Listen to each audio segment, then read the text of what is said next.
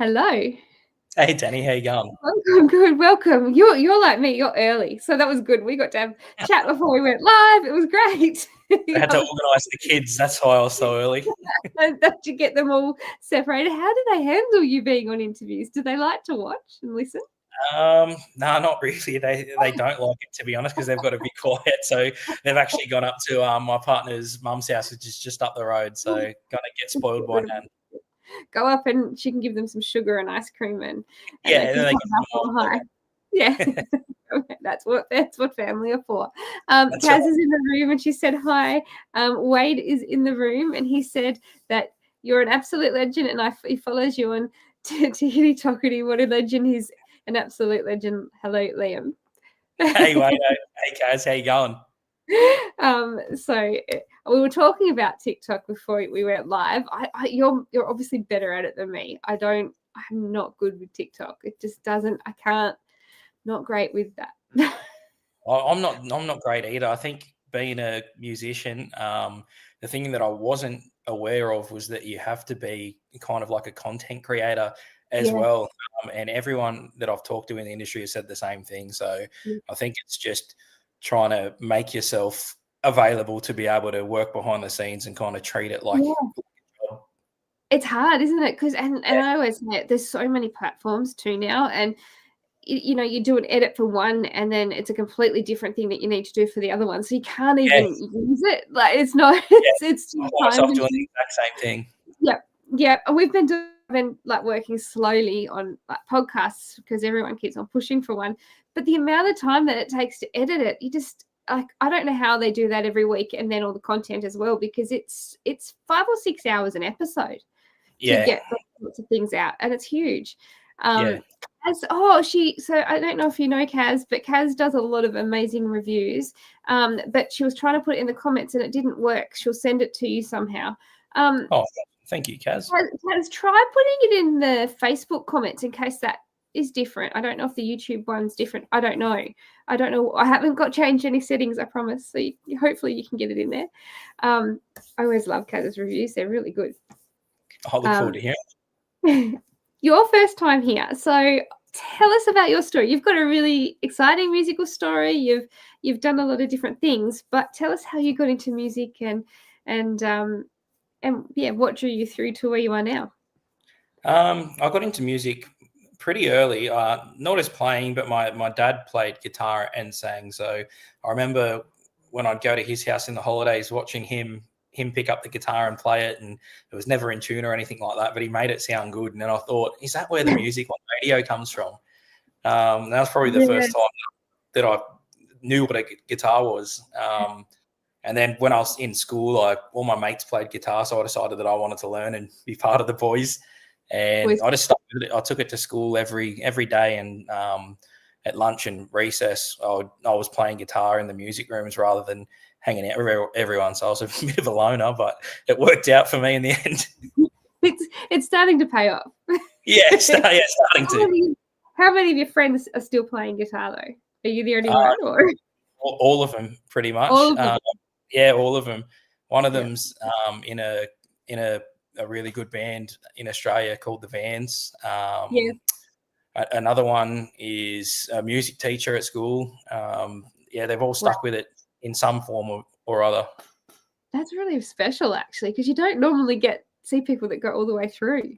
Yeah, I think that was the one main thing that bonded us all as well. So we spent so much time on it growing up that it just became a part of who we were. And it's really cool now to see them all doing so well with music, and for me now to have decided to release a single. Yeah, that is fantastic. And how long has it been? You've been doing music since school, but you've been doing music for a long time, and it's finally a chance for you to get yours out. What has made you take this long? Have you been writing and trying to get the right song, or just waiting for the right time? What's inspired you to do it now? G'day, Rob. Here's one of my mates there. So I went on The Voice back in 2015, and my parents put me in for that. And I didn't want to do it, but I didn't want to let them down. So I just went for it and ended up coming fourth on that. So it kind of made me know that there was a career in it. potentially. Then I had my first kid, Leonardo, maybe 5 months to 4 months after the show finished. And it was a decision of, do I go and try and make it work, or do I stay at home and be a dad? And it was a pretty easy decision for me. So I stayed at home, and we've got 3 kids now. And the youngest, Arizona, is about to go to school next year. So I thought, you know what, if I'm ever going to do it, now's the time. And so here I am. Because you're here. I love those names too. Beautiful names. Thank you. I was saying, you know, they don't like it when you're doing the interviews. How do they like it when you're playing guitar? Do you think that they've got the musical in them? Yeah, definitely. Arizona loves it the most. She has a little guitar that has like 3 strings on it. But anytime that she's awake and I'm trying to play guitar and practice, she'll zoom up the way into her room and go and get the guitar and come out and play all the wrong notes. But she's trying. She's only 4. She's got a pretty good ear for 4, and she sings. Lennox, my stepson, he sings all the time as well with me. And it's funny because I hear them when I put my song on. I shouldn't say that, that's shameless. But when my song comes on Spotify, they sing along to it. They know all the words and they love it. And my oldest son is a really, really good singer, and I think that he's got potential to be anything he wants musically. Wow. But that's good. That gives me goosebumps, actually. It's so special to have that, and to have, you know, to see you following your dreams. It just opens up their world to what they can do. I think that, 100%. It's like you said, you know, that you heard that guitar thinking that's what it sounds like from that, where it comes from on the radio, and it's just opening those eyes to go, well, yeah, my dad does that all the time. Like, he's shown me how to write a song, or, you know, it's okay to sing in front of somebody, because a lot of people, they follow that, you know, that where they'd be too nervous and too not able to, because the people going them through would be nervous. So having someone that goes, actually, you can get up on stage and sing a song, and it's not, you know, you can do it. It's a really great thing. Well, that's the first time anyone's pointed that out to me, actually, like that my kids are looking at it the way that I looked at it. So that's a really special thing to have. I think I was like them when I was little, a long time ago. We were talking about that at work today. They were talking about ads, and nobody remembered the ads. That's because there used to be really good ads on TV. Now they're not. Yeah. They're politically correct, probably. But yeah, that's right. It was the Go-Go Mobile ad, I think they were talking about this morning. So, but yeah, it made sense to me. There's lots of people popping comments. So what did Kaz say? That is quite a family that you have there, Liam. Is that what it says? I can't quite. Yeah. Hang on. It is. Yeah, quite a family you have there, Liam. Absolutely, it is. So tell us a little bit about this song, and the, you know, how you're feeling about it now it's out. Has it been a month? Not quite. It's been nearly a month. Not quite. Nearly a month, yeah. Yeah. How are you feeling about it? I don't know, to be honest. Like, I love it. But it just feels like normal. Just every day I'm just doing the dad thing, and when I get a chance to check the Spotify numbers or to go and check what it's doing, it's doing well, and it's doing as good as, or better than what I hoped it was going to do. So, but for me, that's kind of like the last thing on my mind. I've got so much going on at home, and just being a dad, and trying to write a lot of music as well. I've got another 3 songs recorded already to release as singles off the back of this one, and a bunch more to record. So I think my mind is kind of moving faster than what I am, and just trying to plan and be a dad. So, I mean, the song's going great, and I'm really, really, really proud of it. But I mean, that must help you too, though, with the writing, because, like, you know, as you said, you've got a song out there, and when you get a chance, you can check it. But having the kids and having that family must help with grounding, to be able to help write about your normal life and the life that people can relate to, because a lot of people don't relate to releasing music or standing on a stage, but they do relate to what you're talking about with the kids and your friends and family and that sort of thing. So that you must find that helps a bit too, to give you different topics and ideas. Definitely. And I think that I wouldn't be the songwriter or the musician or even the human that I am without having those 10 years off between the voice and now to work the blue collar jobs, and to have that everyday sort of life and memories and feelings to draw on. So I feel like I'm lucky to be stepping into it now with the eyes of just the everyday next door bloke who writes songs that other people relate to that are in that sort of same situation. Like everything I write is about family, everyday life, love, loss. And I really feel like that I want to write songs for people that are just like me, just the blue collar, bloody normal people, you know? Normal Australian guy, like normal, what everyday people go through is the same as what you're going through. And 100%. Yeah. And you were saying you wrote this one with your partner. Did that make it? Is that something that you'd done before? Had you been writing together, or did it just happen? Tell us how that came about. Yeah. So Courtney doesn't songwrite. She doesn't have a musical bone in her body, bless her. She does and I was just playing this at the kitchen bench. I had the chorus as what it is now in the song, and I was singing it, and Courtney asked me what it was about because she heard the lyrics, obviously. So I told her I was trying to write a song about our first date or like meeting her, and she loved that idea that she was the in the song. So she sat there for 3 or 4 hours with me, and we nutted this one out just around the kitchen bench and kind of having a laugh about all the silly things we did to try and impress each other on that date, and just having those first time nerves where you really want the person to like you and hoping they like you because you can see a future with that person. So it was really special to be able to share something I love so much with the person I love so much. And definitely to have this song as the first song that I released was kind of paying homage to Courtney and how hard she works for me to be able to chase this dream. So it's our dream, really, not just mine. And that's what this industry is, that you know, all the greats in the industry all had family and friends behind them. Slim had Joy and her family, and all of the greats, you know, here and overseas. I knew that cat was going to come back. Sorry, he just got me. I thought he'd gone out, but he hadn't. He just scratched me. He wants my attention. He's probably got no food. It might not really be love. It's probably that he's hungry. But like all of the greats have had that behind them, and even now, people in the industry that it is a huge group of people behind you that you need to be able to release a song. Family, friends, and in the industry, you have to have a good team that 100% believes in what you're doing. Otherwise, it just doesn't work.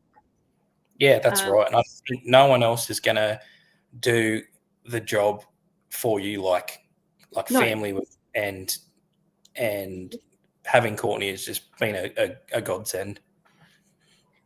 And you were saying, so she didn't have a musical bone in her body. What kind of music did she like before you met? Was she country then? What is she like now? I don't know if she'll like me telling everyone this, but when I met Courtney, she used to listen to a bloke called 50 Cent. Wow. And now she's about as country as a hay bale. I've converted her. You see, you've just shown her what real music is like. Yeah, I showed her the light. Yeah, that's right. That's right. Let's see your playlist now. That's interesting, actually. And are you always country? Have you always been country, or have you always sort of liked a mix? I've always written country songs and always loved country. I grew up in the 90s, so I did a lot of R&B as well.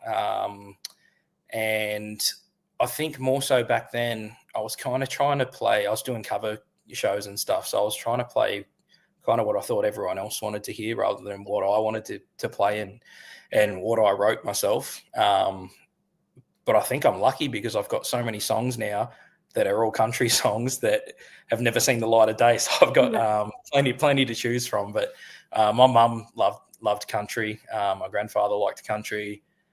My best mate Shano in the chat there, absolute country nut. Smart people. Yeah, that's right. So yeah, I've always loved country, and if I was ever going to release music, it was going to be country music. Yeah, it's like that single. It's like that saying in that song. What was it? Were you country before country was cool?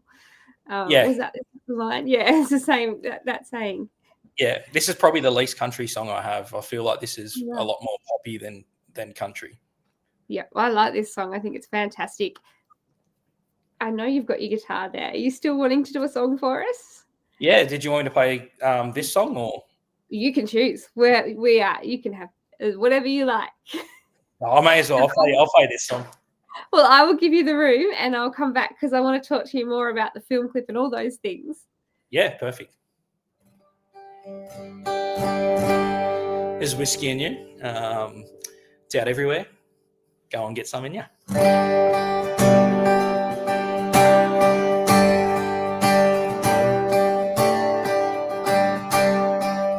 Still remember that Friday night, baby, first time nerves pick you up in a beat down truck. A 101 speed chasing you, the station knew my heart.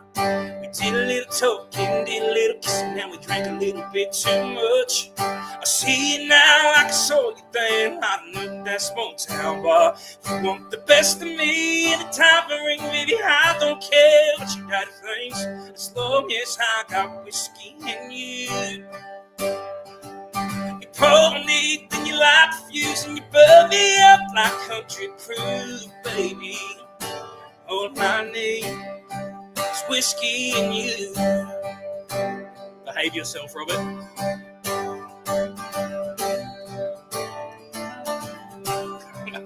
Who put that on the screen?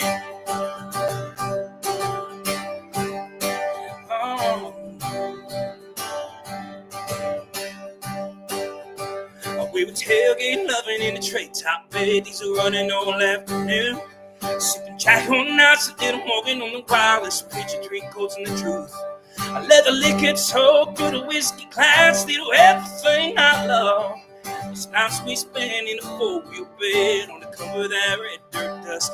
You want the best of me, anytime you ring, baby, I don't care what your daddy thinks, as long as I got whiskey in you. You pour me, then you light the fuse, and you burn me up like country cruise, baby. All I need is whiskey and you.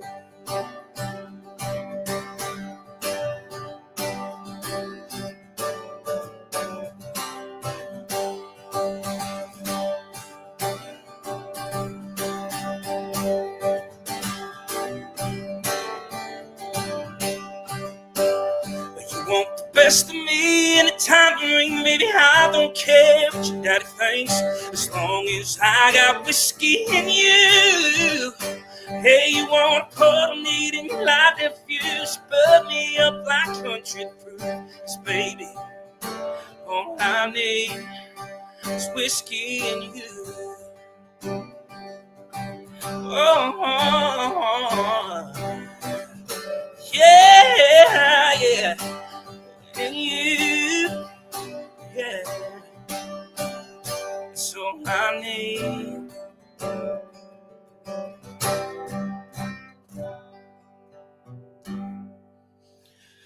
Thank you, Graham. What's going on, man? Wow, that was fantastic. You had some great comments then. Mate, I tell you, I shouldn't have put this on my Facebook because all my mates have come in here and stitched me I up. love it. They're all welcome. Any stories you want to tell us, we're open to anything that we can use. Yeah. What's you, Robert? Kaz said the opening record Poppy Poppy, but then it was very country. Look forward to hearing other songs. Thank you so much, Kaz. So many people popping in. Fantastic song from Jonathan. And I saw your comment earlier, Jonathan. Say hi to Sarah Louise for me. I haven't spoken to her in ages. I've been flat out, so it's actually lovely to hear from you all. Shane said, "Don't start with stories." Don't I like it. I'll send you my number later. We'll do another show. It can be our bloopers reel. Yeah, gotta love mates. Exactly right. Tell us about this song. So obviously, you wrote this one together and you've recorded it. Film clip. Did you design the film clip? Did you have some help designing that? How did it all come about? So I like to be really involved in how it comes across. So I went to Jay Senior at Blacklist, who I knew before, releasing any music. He was playing shows down and around here and got to know each other. But I went to him and originally it wasn't going to be this song I released first. It was going to be a different one. So about a week or two before, I was like, all right, Jay, scrap all that. We're going with this one, and gave him a setting of, I kind of want it to be in the back of a pickup truck, just in the countryside somewhere where me and Courtney and I went. And I had an image of trying to recreate my first date with Courtney, so that whenever we watch it or listen to it, that's how we hear it every time. So it's something that reminds us of that sort of puppy love stage. Yes. And was the truck the same kind of truck back then? Yeah, well, I borrowed this one off a friend whose house was actually the one in the film clip. Oh, in the film. It's very nice truck. And tell us, where is it? Because it is beautiful. Like where you went, like when you filming. Yeah, it's gorgeous. Believe it or not, that's in Richmond in Sydney. Oh, really? Yeah. It does not look it. It looks like it's wow. Well, you've done a great job, because I love watching it. I was like, gee, that's so stunning. Thank you. And having just, sometimes I think the simple film clips and like that with a meaning behind it, I think it does more for them. Yeah, definitely. I think it feels relatable to a lot of people too, rather than a overly produced kind of single that you see all the time. It's nice to come back to earth and just to see a guy from down the road strumming his guitar and having a go. Yes, absolutely. And and the other thing too, I think is really fun is, I know I get a lot of messages from people going, oh, do you know where that was shot? And like get photos of them going to different places where film clips were filmed. Yeah, and this one's one that a lot of them can get to. Yeah. I can't remember the exact name of the road, but it was funny. It was a funny story, actually. We were filming there, and we were there super early in the day, probably like 6 a.m. And a big truck was coming down the road. So we moved off the road, and they made about 30 seconds until the truck got from where he was to where we were. But as he's driving past, he's walked down the window and he's flipping us off, going, "Get off the road!" At 6 a.m. in the morning on a Tuesday. So the bloke must have had a shock the rest of his week. Yeah, it's that'd be me. Something would go wrong and I'd drop something as I'm trying to get off the road, but it'd be the most expensive thing that we had on us or something random like that. Yeah. I was going to ask you how many takes. I took this camera that I'm using right now, and I had it propped up on the roof of the car just while I was, I think I was changing a shirt or a hat. And as that truck came past, the wind off the truck blew my camera off, and it was like a 1500 camera. Blew it off. Luckily, I had warranty, so I've got a new one now, but totally wrecked it, and that was the most expensive thing I had on me. I wasn't even there. That's what would happen to me. It's expensive film clip. I bought cameras for this show, and I spent quite a bit getting enough, and I got a spare one to travel with because I knew that you've always got to have something to back up, and I dropped that one straight away. Yeah. And it's not fixable because I've taken it to every repair place in town and nobody can fix it. It's like it's completely gone. I'm like, that's fantastic. I went, I'm like, I can't afford to get another one, but I had to start with. Yeah. Just I was organised, thank goodness. At least I've still got one. But that's my luck. So I was talking, and also I wanted to talk to you about the artwork. Was this your involvement as well? Same thing for the. I made this artwork on AI. To be honest. Oh wow! Did you really? I made it on AI. Like I want to do everything myself, and I feel like if there's money that I don't have to spend and I can do the work myself, it's money that I'm not taking off my kids' table or out of my partner's something she could buy for herself. So pretty much everything you see by the film clip. And the production is what I've done. Wow, that's fantastic. But AI, that's really well done. I love the number plate. That stood out to me as soon as I saw it. That's probably what stood out the most, actually. And then it made me think about Farmer Wants a Wife, where they had them in the back of the van for the picnic. I was like, oh, that looks like the scene that they created on there. So I was like, oh yeah, but what was Graham said? You're so authentic, and it's such a pleasure to see. He's so lovely, Graham. Graham. I know who Graham is too. So I play soccer with Graham, and he's a bit of a smart guy. So he could be stitching me up, and he could be actually being authentic. Being nice. We'll pay you later if it's being nice. Yeah. So soccer as well. I was going to talk to you. I know we said we weren't going to talk football going live, but I changed my mind. I know you're into football. We don't have a lot of your style of football down here in Tassie, but I hear a lot because I've got Scott behind the scenes tonight, and he's always talking about it, which is so much fun. So tell us a bit about your football and your background in rugby. Yeah, so I grew up playing rugby league from an early age. I think it was under 6s or under 7s. And then I made the switch over to soccer because where we were in the small town just didn't have enough kids to play football. So I went and played soccer for a bit. Then I went back to football as an adult. In between, actually, I played some rep football for our Group 7 local area down here. Went back to soccer, and as an adult, I came back to football. And I don't know if you can see, these fingers don't sit straight, these two. Yeah. Because I went in for a palm, and I palmed someone, and I kind of slipped, and my hands went up against my body, and their body went in. And so my fingers were pointing at right angles under my pinky. Play guitar for eight or 9 months, and so I gave it away.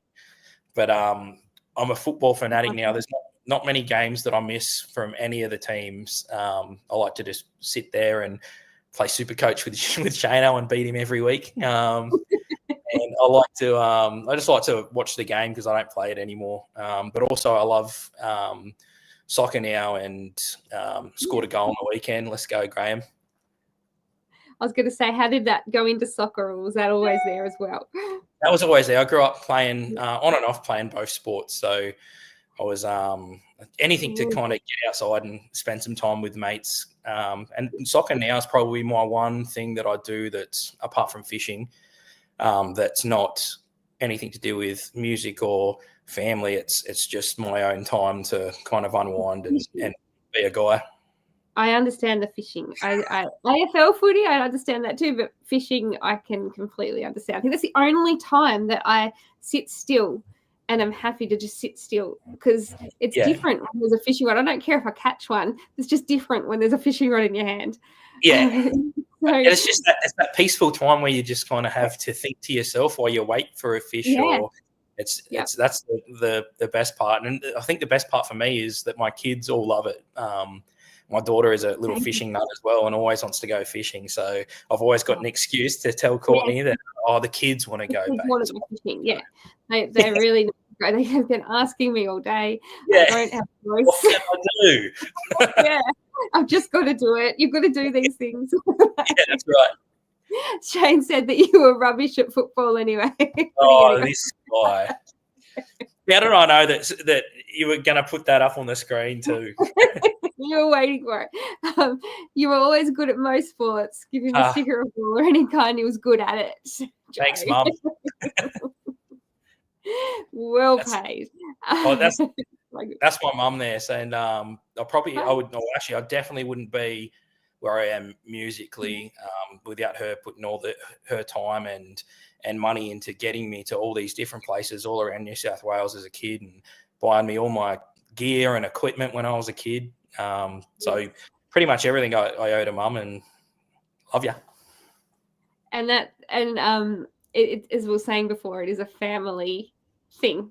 Music, it has to be. You just cannot do it without it. But having family that were prepared to drive you around and take you, and then and put you on to shows like The Voice and nominating you for that, those sorts of things. And we were talking about that before we went live, and how different it was, and it was different styles and different music and all the rules that they make you follow. But it's given you a really good, exactly what you like now, and you know what you don't want to do, and you know where you want to be.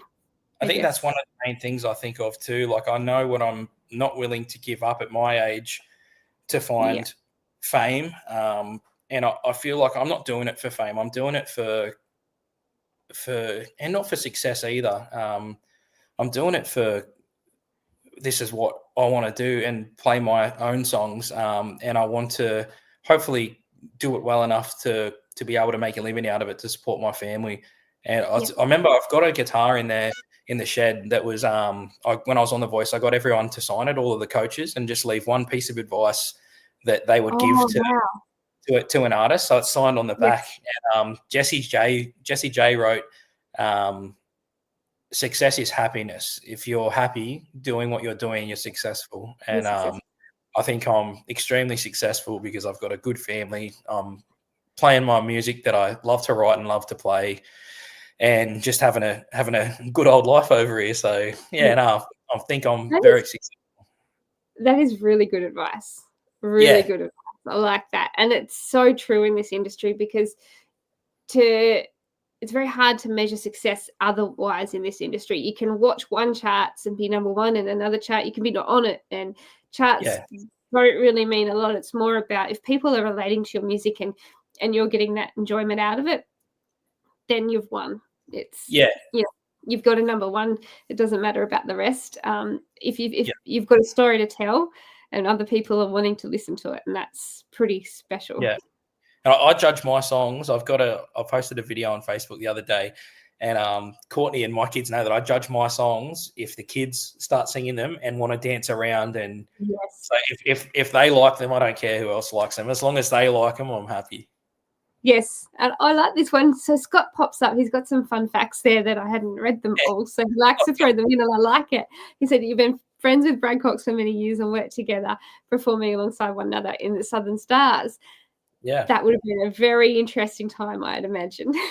It was. I actually met Brad in Jindabyne in his hometown when I was doing Performing Ensemble, which is a touring group of about 30 school kids. And he was literally just learning how to play the guitar. He knew a couple of chords, and I met him outside of that, just at a campfire in Jindabyne with the people that we were staying at's house. And he came up and started singing. I was like, man, this guy's good for how. Oh, thanks, babe. This guy's good for how young he is. And then a couple of years later, we met back up again as featured singers in that Southern Stars, and it's pretty cool to have known him like before then, and then just kind of seen the different stages of his development. He's such a talented songwriter. I think that's probably his best asset, is how well he can write a lyric and wrap it in a melody. Yes, absolutely. And the other, like, his lyrics are really good. I don't think I imagine that he'd be quite a harsh critic on himself in his writing. I think anyone who writes has to be a harsh critic, otherwise gets the guts. That's right. He doesn't record it, doesn't release it till it's how he wants it. And your mum has said that I used to make him practice casting in the yard with no hook, so that you didn't. Don't come in here and tell me this sort of stuff. I come out of the womb knowing how to cast, Mum. You reckon you knew from day one? It was just in you. Same with playing guitar. Yeah, guitar in one hand and a fishing rod in the other. That's right. Oh dear, that wouldn't be a bad day. A guitar and fishing is all you need. A fire. 100%. As Slim always used to say, the bad day's fishing beats a good day's work, and it always does. 100%. And there's lots of people popping in. I've missed a few. I'm sorry. Only trouble is he used to steal your spot. Is that the fishing spot? Yeah, that's my stepdad. Although all my family's in here just blowing up with comments. Everyone's here. It's great. Leave some questions for the other people. My God. And there was a comment there.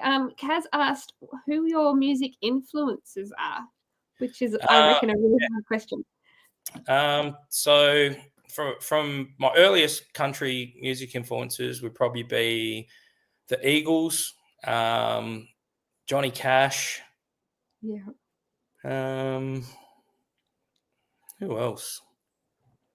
I think I liked Ray Charles as well. I know he's known as blues, but he did a lot of country.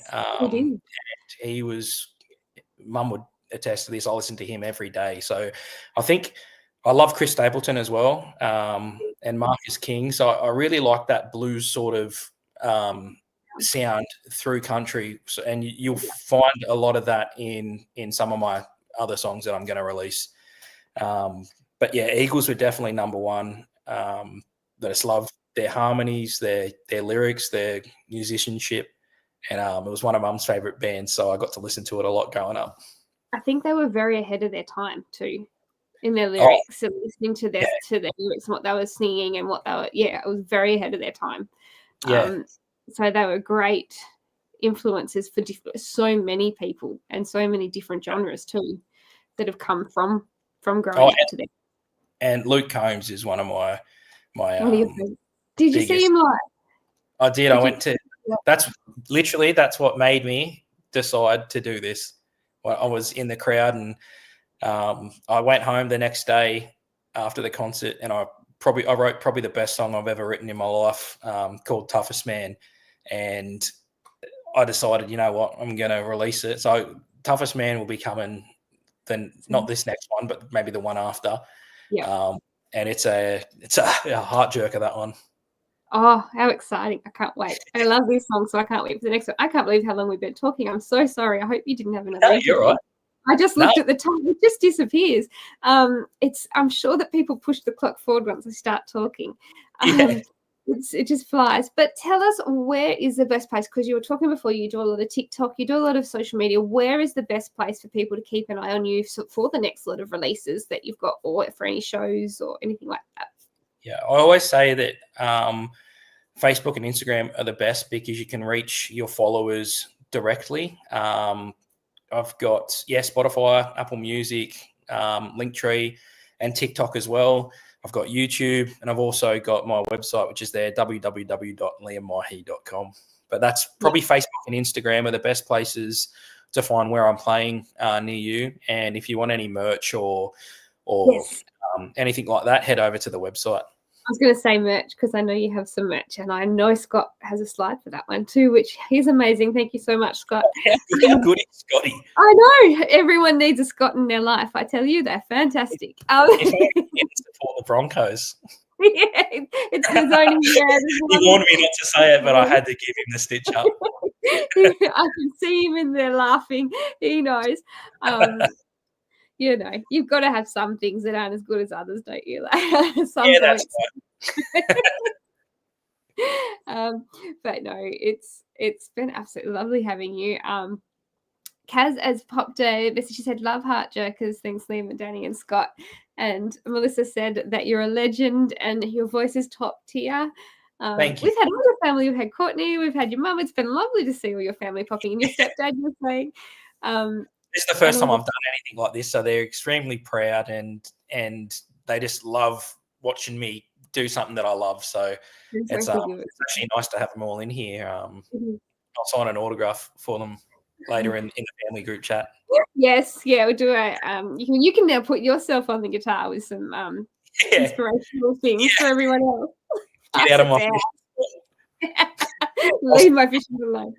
I just wanted to shout out Jules at Wild Heart Publicity as well. She's made everything so easy for a first timer like me. So if anyone is watching that is thinking about getting into the music industry, that would be my number one thing, would be to get onto Jules.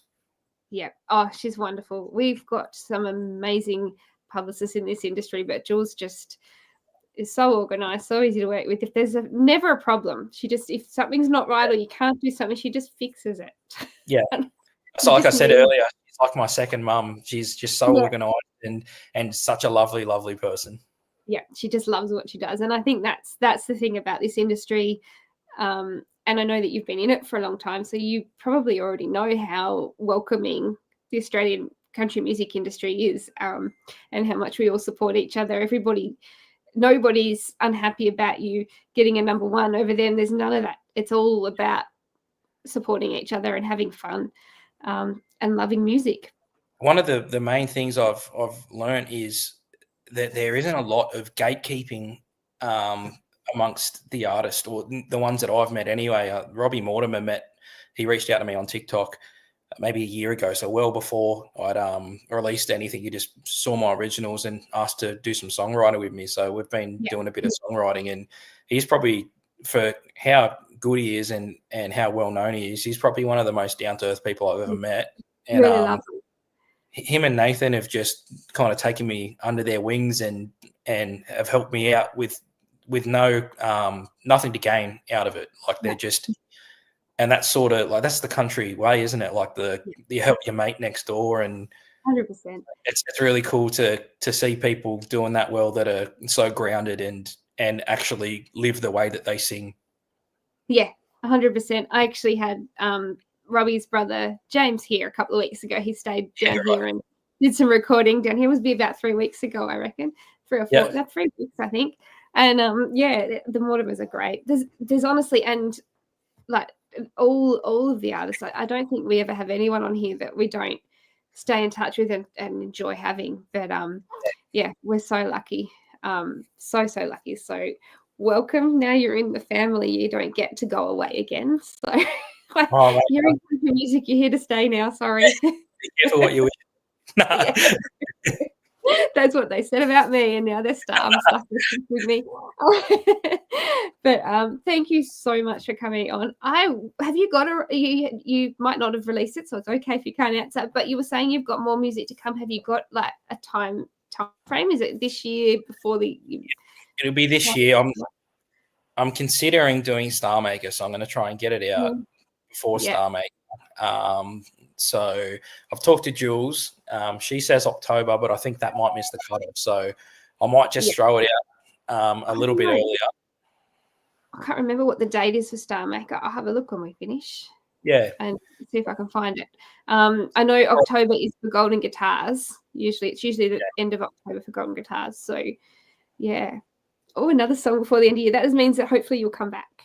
Yeah, and this one's a bit more in the style of like a Luke Combs sort of red dirt country, which is the country that I like. So yeah, it's a bit more of something that I want to play and kind of play on stage and let it rip. Yeah, absolutely. I cannot wait to hear that. Thank you so much for coming on. And Star Maker, absolutely, I agree, Kaz. I think you would be great fit for Star Maker. So definitely you should do that. Definitely. Well, thank you everybody for popping in and sending us all the comments. I love the comments, especially the stories. Any that you want to put there, all welcome. And so we've got to have something for when, in 10 years' time, when you're selling out stadiums, we can go, well, look what he used to do. I'll still be right here on Country Kickback if that ever happened. I would love that. We would love it regardless, because you're going to get there. But yes, thank you so much for trusting us and coming to join us. And it's been my pleasure. We will see you all next Wednesday. I can't believe it's Wednesday already. But thank you all. We'll see you next week. See you guys. Bye.